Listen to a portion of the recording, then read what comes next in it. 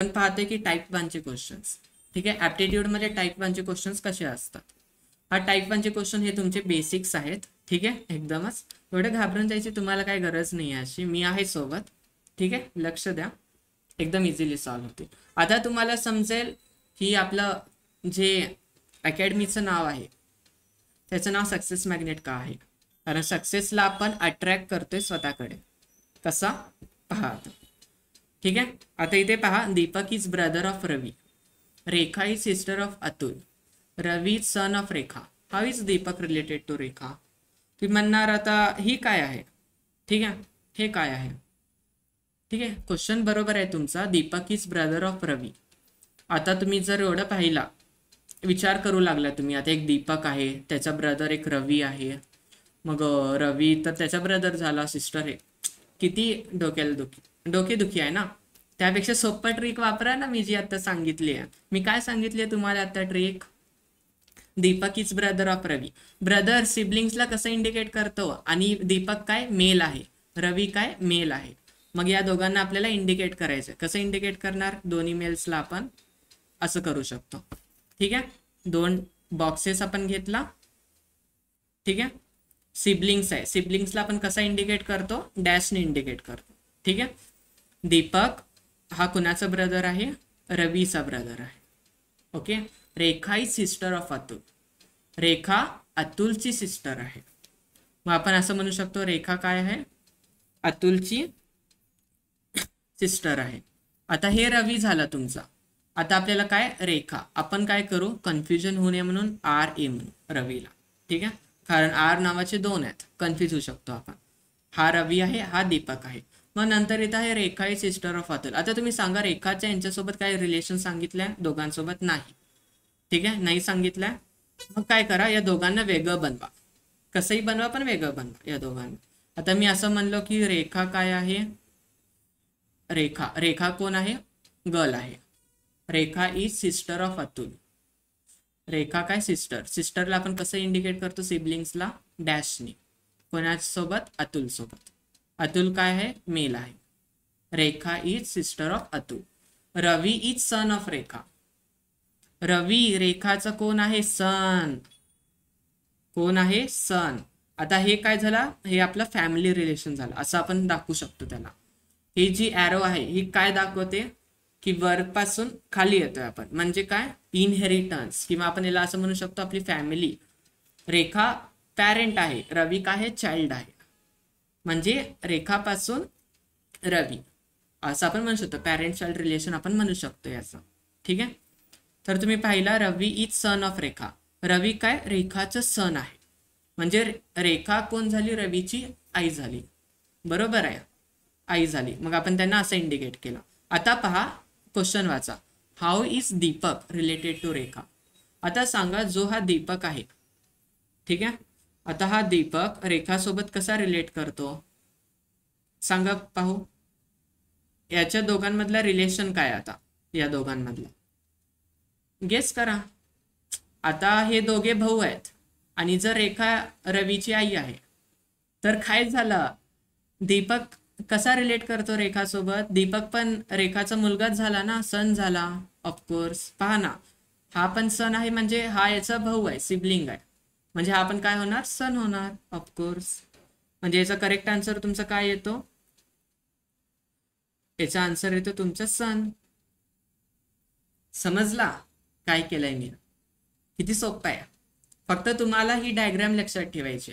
Family diagram मध्ये तुमचं relations कसे असतात, त्यासोबतच तुम्हाला हे जे मी सांगितलंय आता, की फिमेलला गोल दाखवा, मेलला तुम्ही बॉक्समध्ये दाखवा, ठीक आहे, या गोष्टी तुम्हाला लक्षात ठेवायच्या.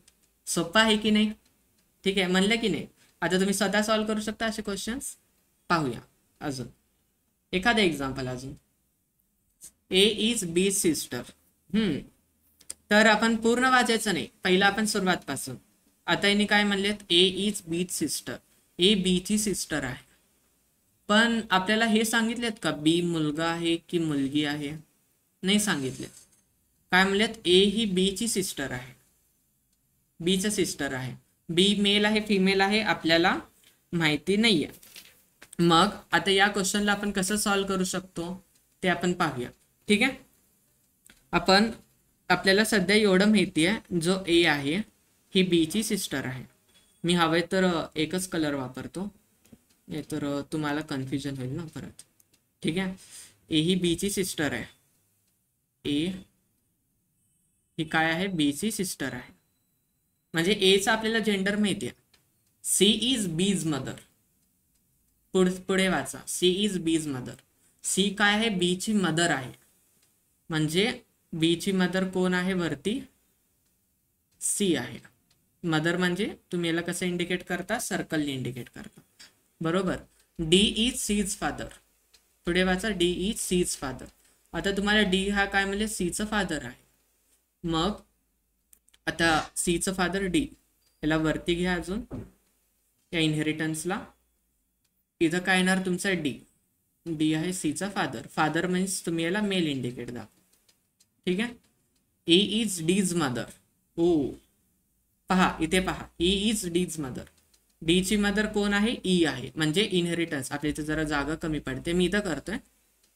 ई काय आहे, डी ची मदर आहे, असं इंडिकेट करा. Then how is A related to D. आपल्याला बीचं जेंडर माहिती नाही आहे ऍक्च्युली काय आहे. ठीक आहे. काय असं मेल फिमेल असं. बी बद्दल क्वेश्चन आहे का शेवटी, नाहीये, मग सोडून द्या. ठीक आहे. मग आता आपल्याला काय विचारलेत त्याच्यावर फोकस ठेवा. ठीक आहे. How is A related to D. A आणि डी या दोघांमध्ये काय रिलेशन आहे हे आपल्याला विचारले. तुम्ही सांगा एचं भाऊ किंवा बहीण ही बी आहे. ओके. त्यांची आई सी आहे, त्यांचे वडील डी आहे, हे आई सी आहे. ओके. म्हणजे इथं मदर झालं. मदरच्या वरती कोण असतो रे, आपला मेल आहे. मेल आहे म्हणजे काय, ग्रँडफादर. बरोबर. ग्रँडफादर. बरोबर ना. ग्रँडफादर. ग्रँडफादरचं आणि एचं रिलेशन म्हणजे काय असणार. आता ए तरी काय आहे सांगा. How is A related to D. Question नीट वाचत जावा. इथं तुम्हाला काय म्हणले, डीचं ए सोबत रिलेशन नाही म्हणले, तुम्हाला असं विचारलं असतं डीचं ए सोबत काय रिलेशन आहे. म्हणजे डी ए साठी ग्रँडफादर आहे, पण ए डी साठी काय आहे सांगा, ग्रँड डॉटर. काय आहे, ग्रँड डॉटर.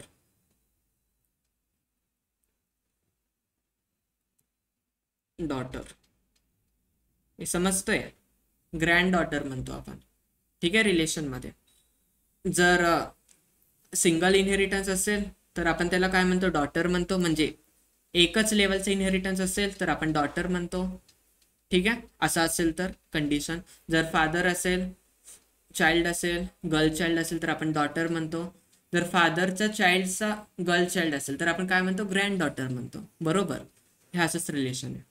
समजला. सोपं होतंय की नाही याच्याने. ठीक आहे. चला अजून तुमचं कॉन्फिडन्स बूस्ट करू, अजून थोडासा. ठीक आहे. If Krishna says Lucky's mother is only daughter of my mother, how is Krishna related to Lucky. ओ पहा, आता कृष्णा काय म्हणतोय, लक्कीची आई ही डॉटर आहे माझी मदरची. म्हणजे काय, म्हणजे असं म्हणा की एक लक्की आहे, एक कृष्णा आहे. ठीक आहे. ठीक आहे. एक कृष्णा आहे,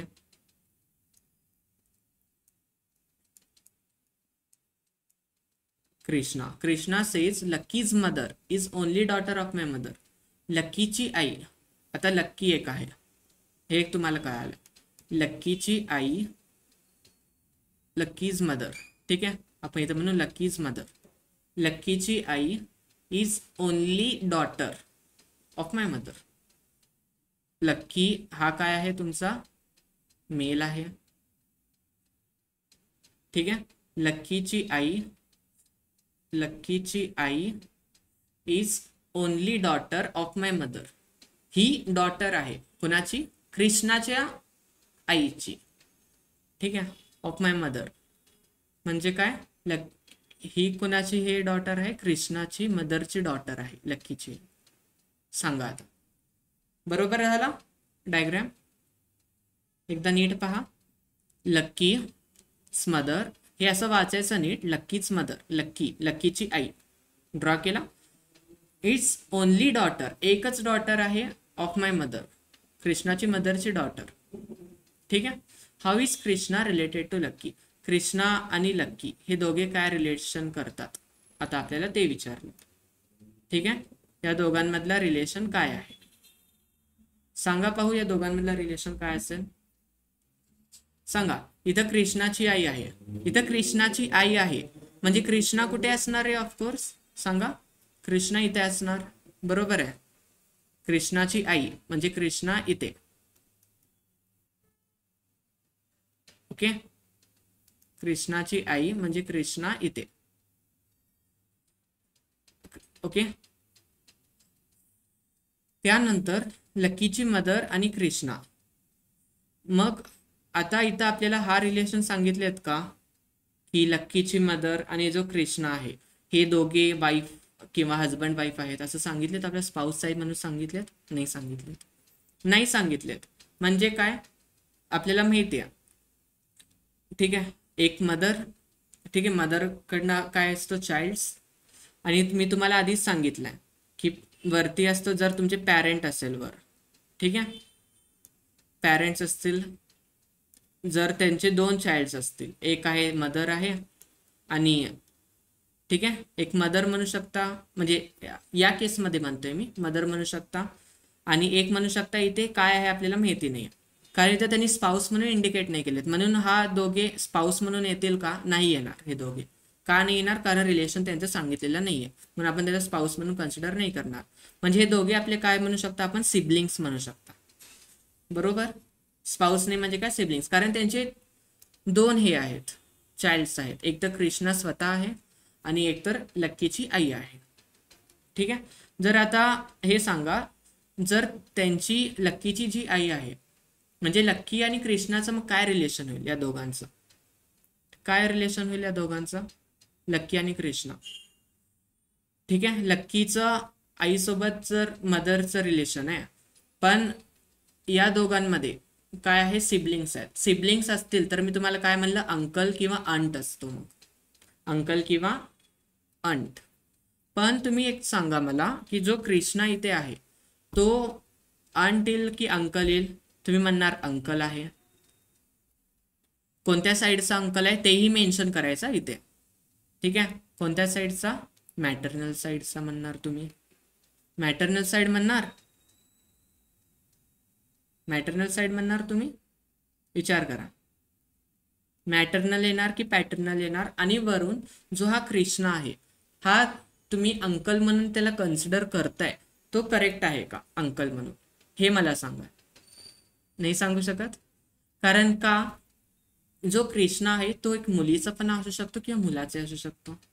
ठीक आहे, आहेत ना असे केसेस, कारण कृष्णा मुलीचंही नाव असतो, कृष्णा मुलाचंही नाव असतो.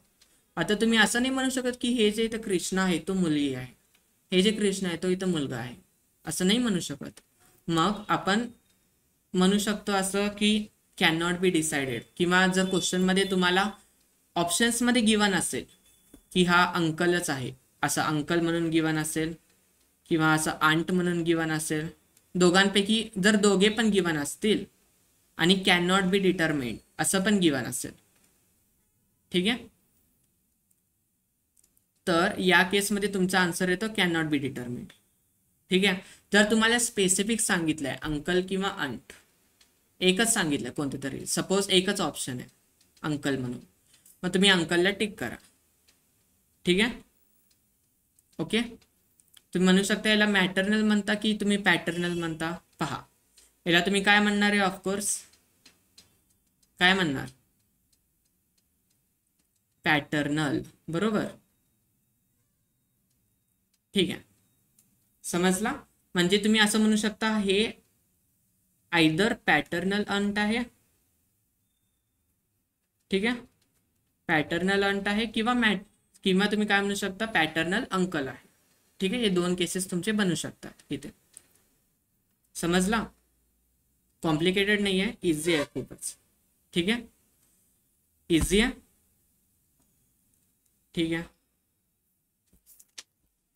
अजून एक पाहायचं, मला एक क्वेश्चन पाहू द्या, अजून एक असेल तर माझ्याकडे.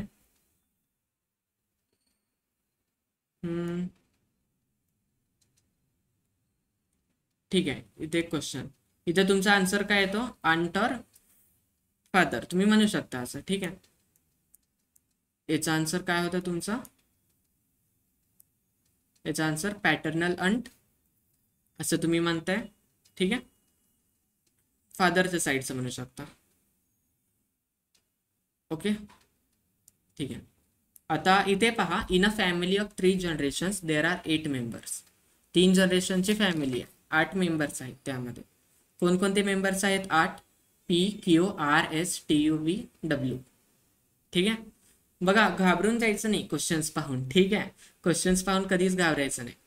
आपण घाबरण्यासाठी नाही आलोय, आपण जिंकण्यासाठी आलोय. Success magnet. ओके, लक्षात ठेवा. इथं सक्सेसला आपल्याला अट्रॅक्ट करायचं. सक्सेस कधी अट्रॅक्ट होईल? जेव्हा तुम्ही त्याच्या काबिल बनाल. ओके, काबिल बनण्यासाठी सॉल्व करा. कसं सॉल्व करायचा? एकदम सोपं आहे, फक्त ट्रिक्स वापरायचा रे. कधीही तुम्हाला सांगतोय, असे क्वेश्चन्स आले ना, डोकं शांत ठेवायचं. ठीक आहे, थोडंसं डोकं शांत ठेवा आणि पहा. ठीक आहे, तर in a family of 3 generation, 3 जनरेशनची फॅमिली आहे. ठीक आहे, म्हणजे 3 जनरेशन म्हणजे तीन तुम्ही असं म्हणू शकता. एक ग्रँडफादर, त्याच्यानंतर एक मदर साइड, एक हे साइड, असे 3 जनरेशन म्हणू शकता. 8 members. PQRSTUVW. R is the daughter and T is the son of Q. पहिला तुम्ही शेवटची लाईन वाचा एकदा. Determine how R is related to child. Child सोबत कसा रिलेट करतो R, हे आपल्याला सांगायचं. ठीक आहे, so 8 members. PQ. R is the daughter and T is the son of Q. R daughter आहे. तुम्हाला जेवढं सांगितलं पहिला तेवढं करा. R काय आहे? डॉटर आहे. मी जरा हा घेतो.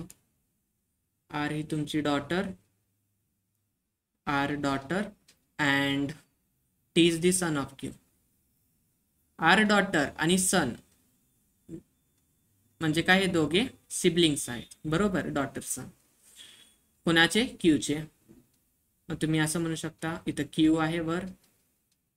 ठीक आहे, son of Q and both are unmarried. एक मिनिट.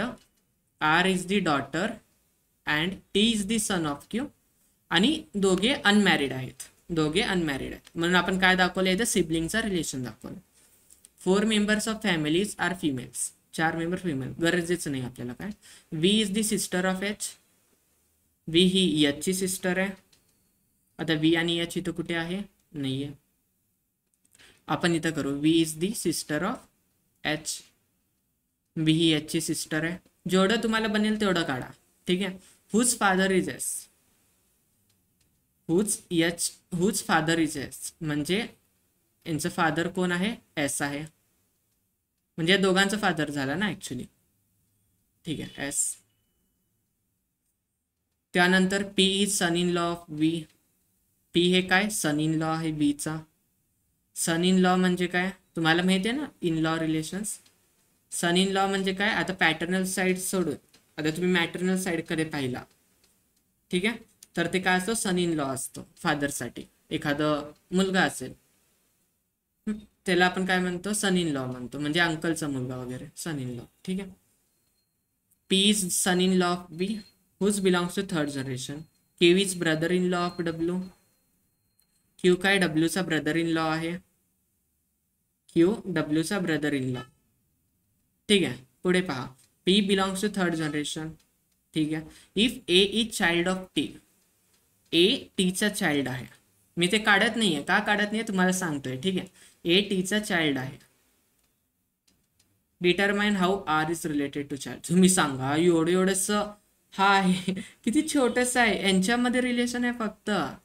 क्वेश्चन मध्ये फक्त घुमावलेत. आर आणि ए मधला रिलेशन विचारलेत. पहा तुम्ही. T is A child of T. A टीचा चाइल्ड आहे. R is related to child. R कसा रिलेट करतो चाइल्डला? एवढंच आहे. हे बाकी सगळ्या काय गोष्टी वेस्ट आहेत. पाहिला, एवढं मोठं तुम्हाला सांगितलं. 4 फिमेल्स आहेत, हे आहेत. किती तुम्हाला कॉम्प्लिकेट केलेत ना त्या गोष्टी, तेवढ्या कॉम्प्लिकेटेड आहेत का? अजिबात नाहीये. ऍप्टी खूप सोपी आहे, फक्त काय करायचंय, डोक्याचा वापर, ट्रिक्स वापरायचे जे मी सांगतोय. ठीक आहे, पहा याच्यामुळे किती सोपं झालं. जर तुम्ही असं डोक्याने विचार केला असता, सगळ्या गोष्टी इमॅजिन केला असता, तर झालं, तुम्ही विसरून गेला असता आर आणि टी सोबत काय रिलेशन होता, काय होतं, सगळं विसरलं असतं. बरोबर. सो त्यासाठीच असं करा. आता सांगा आर आणि ए चा रिलेशन काय असेल, सांगा. ए काय असेल? आता हे फादर आहे आणि हे काय असणार, काय असणार, सिबलिंग आहेत. सिबलिंग म्हणजे आपण काय म्हणतो, आंटी, वडिलांची बहीण, आंटी, आंट. ठीक आहे, तुम्ही तर काय म्हणू शकता, आंट म्हणू शकता. कोणत्या साईडची आंट आहे? पप्पांच्या साईडची आंट आहे. ठीक आहे, पप्पांच्या साईडची आहे ना.